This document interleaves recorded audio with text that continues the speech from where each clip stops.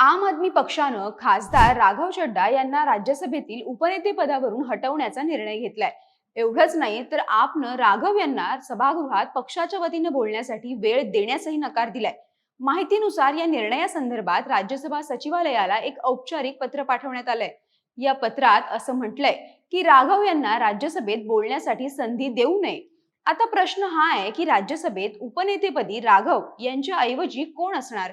तर पंजाबच्या lovely professional युनिव्हर्सिटीचे संस्थापक आणि आप खासदार अशोक मित्तल यांना राज्यसभा उपनेतेपदी नियुक्त करण्यात आलंय।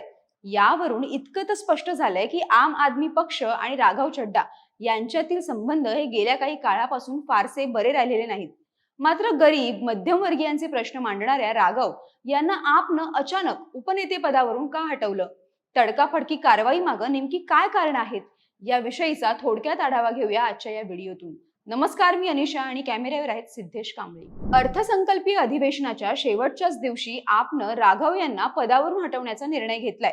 ही कारवाई केवळ पदावरून हटवणं एवढ्यावरच थांबलेली नाही, तर पक्षानं राघव यांना राज्यसभेत बोलण्यावरही तात्पुरती बंदी घातलीय। पक्षाच्या वतीनं बोलण्यासाठी राघव यांना वेळ दिला जाऊ नये असं पक्षानं सचिवालयाला दिलेल्या पत्रात म्हटलंय। याचा अर्थ असा की आता ते पक्षाच्या कोट्यातून चर्चेत सहभागी होऊ शकणार नाहीत। पक्षानं केवळ संसदेतच नव्हे तर संघटनात्मक पातळीवरही राघव यांना बाजूला सारलंय। गेल्या आठवड्यात आगामी विधानसभा निवडणुकांसाठी जाहीर करण्यात आलेल्या स्टार प्रचारकांच्या यादीतूनही राघव यांचं नाव वगळण्यात आलं होतं। तसेच आसाममधील निवडणुकीसाठीही त्यांना जबाबदारी देण्यात आली नव्हती। एकीकडे गुजरात निवडणुकीवर लक्ष केंद्रित केलेलं असताना आपनं अचानक राघव यांना पदावरून हटवलं। या कारवाई मागे काही महत्त्वाची कारणं सांगितली जात आहेत। पहिली गोष्ट जी या कारवाईनंतर चर्चिली जाते ती म्हणजे पक्षाच्या वरिष्ठ नेतृत्वाशी संबंधित महत्त्वाच्या घडामोडींवर राघव यांनी धरलेलं मौन। काही दिवसांपूर्वी पक्षाचे प्रमुख नेते आणि दिल्लीचे माजी मुख्यमंत्री अरविंद केजरीवाल, माजी मंत्री मनीष सिसोदिया यांच्यासह इतर नेत्यांची न्यायालयानं मद्य धोरण घोटाळ्यात निर्दोष मुक्तता केली। पण इतक्या मोठ्या निकालानंतरही राघव यांनी कोणतीही प्रतिक्रिया दिली नव्हती, कोणतंही ट्विट केलं नव्हतं। याची खूप चर्चा झाली होती। पक्षासाठी हा संवेदनशील मुद्दा असताना त्यांची शांत भूमिका अनेकांच्या लक्षात आली। तसेच स्वाती मालिवाल प्रकरणापासून राघव यांनी आम आदमी पक्षापासून अंतर ठेवल्याच्याही चर्चा होत्या। दुसरं कारण म्हणजे त्यांचं राज्यसभेतील कामकाज। 2025च्या दिल्ली विधानसभा निवडणुकीत पक्षाचा पराभव झाल्यानंतर राघव यांनी पक्षाच्या मुख्य अजेंड्यापासून स्वतःला दूर ठेवलं होतं। राज्यसभेत पक्षाचे विषय आणि धोरणं मांडण्याऐवजी त्यांनी समाजातील इतर वर्गाच्या विषयांना प्राधान्य दिलं होतं। राघव राज्यसभेत वेगवेगळे मुद्दे मांडत होते, पण त्यासाठी ते जास्त वेळ घ्यायचे। प्रत्येक पक्षाला वेळ ठरवून दिलेला असतो। ते जास्त वेळ बोलत असल्यानं पक्षाच्या इतर खासदारांना वेळ मिळत नसल्याचीही तक्रार होती। राघव यांनी अलीकडच्या काळात संसदेत गिग वर्कर्सचे अधिकार आणि भारतभर बिघडत चाललेली ट्रॅफिक परिस्थिती यांसारखे विषय मांडले होते। पण दिल्ली सरकारच्या कामगिरीवर ते काहीच बोलले नाहीत। तसंच ते सध्या पक्षाच्या राजकीय मुद्द्यांऐवजी विमानतळावरील महागडे खाद्यपदार्थ, पेड पॅटर्निटी लिव्ह अशा सार्वजनिक विषयांवर अधिक लक्ष केंद्रित करतायत, जे पक्षाला रुचलं नाही।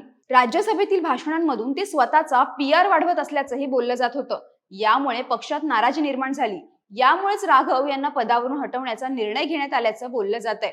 तिसरं आणि महत्त्वाचं कारण म्हणजे पक्षाच्या कामांमध्ये कमी सहभाग। गेल्या काही महिन्यात राघव पक्षाच्या उपक्रमांमध्ये सक्रिय दिसत नव्हते, असा आरोप केला जातोय। त्याचबरोबर राघव वेगवेगळे मुद्दे उपस्थित करत असले तरी पक्षाला अडचणीत आणणाऱ्या कारवाया झाल्या तरी त्यांनी त्यावर बोलणं टाळलेलं आहे। सत्ताधाऱ्यांना लक्ष केले जाईल अशी कोणतीही भूमिका ते घेताना दिसत नसल्याचीही कुरबुर पक्षात आहे। त्याचवेळी त्यांची भाजपसोबत जवळीक वाढत असल्याच्या सोशल मीडियावर चर्चा होत्या।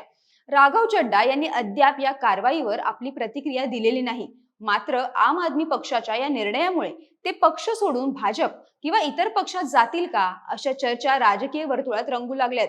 विशेषतः पंजाबमध्ये आम आदमी पक्ष सत्तेत असताना आणि राघव हे तेथील महत्त्वाचा चेहरा असताना त्यांना दिल्लीतून मिळालेला हा दणका पक्षातील अंतर्गत बदलाचा संकेत देतोय। सध्या पक्षाच्या रणनीतीत बदल होत असल्याचं राजकीय तज्ञ सांगतायत। राज्यसभेतील आपच्या कामकाजावर याचा कसा परिणाम होईल? आगामी निवडणुकीत राघव यांची भूमिका काय असेल आणि ते अपक्ष किंवा नवीन मार्गाने राजकारण करतील का, हे पाहणं महत्त्वाचं ठरेल। राघव यांना पदावरून हटवण्याच्या आपच्या या निर्णयाबद्दल तुम्हाला काय वाटतं? तुमचं मत आम्हाला कमेंट करून नक्की कळवा। व्हिडिओला लाईक करा, शेअर करा आणि महाएमटीबीच्या YouTube चॅनलला सबस्क्राईब करायला विसरू नका। धन्यवाद.